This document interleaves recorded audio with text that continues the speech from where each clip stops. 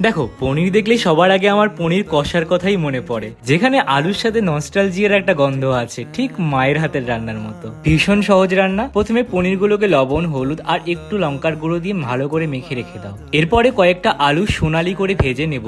আর আজ আমি রান্না করছি গণেশের মাস্টার অয়েল দিয়ে, সেই 1920 সাল থেকে ভারতীয় রান্নাঘরের বিশ্বস্ত সঙ্গী। এরপরে পনিরগুলোকেও খুব অল্প করে ভেজে নাও, এপিট ওপিট করে। এবারে ফোড়ন দিব গোটা গরম মশলা, শুকনো লঙ্কা আর তেজপাতা। হয়ে গেলে পেঁয়াজ বাটা দিয়ে ধীরে ধীরে কষাতে থাকো। তারপরে একটু টমেটো বাটা, তারপরে ওই একে একে মেনশন করা সমস্ত বেসিক মশলা দিয়ে কষাতে থাকো যতক্ষণ না পর্যন্ত তেলটা আলাদা হয়ে যাচ্ছে।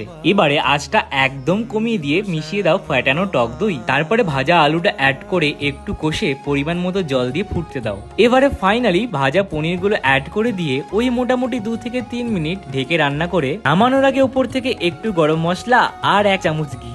ব্যাস, একদম রেডি বাঙালির ভীষণ পছন্দের পনির কষা।